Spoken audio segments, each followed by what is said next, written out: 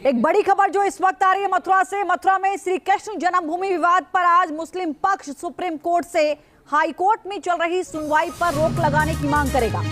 मथुरा में श्री कृष्ण जन्मभूमि विवाद पर यह बड़ी खबर आ रही है। मुस्लिम पक्ष करेगा सुप्रीम कोर्ट से मांग, सुनवाई पर रोक लगाने की मांग की जाएगी। हाई कोर्ट में मामले की सुनवाई पर रोक लगाने की मांग। हाई कोर्ट ने इस विवाद से जुड़े सभी मामले अपने पास ट्रांसफर करने का आदेश दिया था, जिसका मुस्लिम पक्ष विरोध कर रहा है। हाई कोर्ट ने कल ही ईदगाह मस्जिद के सर्वे का आदेश दिया था। ये बड़ा अपडेट था इस पूरे मामले को लेकर। हालांकि इसका मुस्लिम पक्ष की ओर से पहले भी विरोध किया जाता रहा है।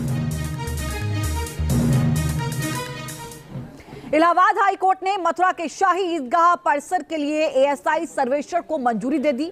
इस फैसले के साथ ही हिंदू पक्ष की उम्मीदें बढ़ गईं। हालांकि कोर्ट के इस फैसले से मथुरा का मामला भी काशी की ज्ञानवापी मस्जिद पर दिए गए फैसले की श्रेणी में आ गया है, लेकिन अभी उस स्तर पर पहुंचने के लिए वक्त लगेगा। रिपोर्ट देखिए।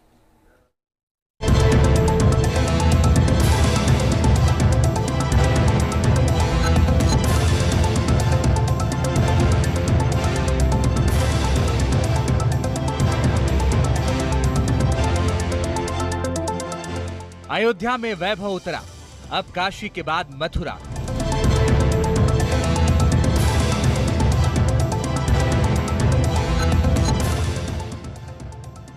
आपने बिल्कुल सही सुना। अयोध्या में एक लंबे विवाद के बाद रामलला विराजमान पर कोर्ट की मुहर लगी और अब उस स्थान पर एक भव्य मंदिर का निर्माण कर दिया गया है, जो एक तरह से हिंदू पक्ष की भावना के अनुकूल है। और अब इस मंदिर में भगवान राम की प्राण प्रतिष्ठा भी होने जा रही है। इस फैसले ने हिंदुओं के 3 बड़े विवादित केंद्रों के लिए भी भविष्य के द्वार खोल दिए, जिसका असर ये हुआ है कि बनारस में काशी विश्वनाथ मंदिर के लिए एक बड़ा आदेश कोर्ट से जारी हुआ। यह आदेश था ज्ञानवापी मस्जिद के प्रांगण में एएसआई का सर्वे। हालांकि एएसआई का ज्ञानवापी मस्जिद में सर्वे अभी भी जारी है, जिससे हिंदू पक्ष की उम्मीदों को और ज्यादा बल मिल रहा है। लेकिन जो बाकी था वो मथुरा का श्री कृष्ण जन्मभूमि विवाद है। इसलिए हिंदू पक्ष ने इस विवाद को भी सुलझाने के लिए कोर्ट में याचिका दाखिल की और अब कोर्ट ने जो आदेश दिया है उसने हिंदू पक्ष की उम्मीद और ज्यादा बढ़ा दी है। इलाहाबाद हाई कोर्ट के आदेश के अनुसार कृष्ण जन्मभूमि मंदिर से सटे शाही ईदगाह परिसर के सर्वे को मंजूरी मिल गई है।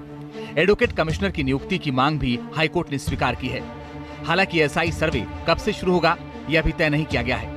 अलबत्ता इस सर्वे की पूरी रूपरेखा 18 दिसंबर को तय कर ली जाएगी। यानी ठीक वैसा ही सर्वे, वैसी ही टीम और वैसे ही जांचकर्ता अब मथुरा की ईदगाह मस्जिद के परिसर में सर्वे करेंगे, जैसे काशी विश्वनाथ मंदिर से लेकर ज्ञानवापी मस्जिद के अंदर कर रहे हैं।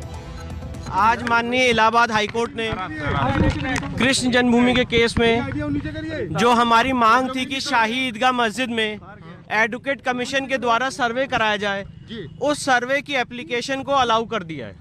एडवोकेट कमीशन में कौन कौन जाएगा, कितने लोग होंगे, उसकी क्या मोडेलिटीज होंगी, उसके लिए माननीय न्यायालय ने 18 दिसंबर लगाई है, जिसमें मोडेलिटीज तय की जाएंगी।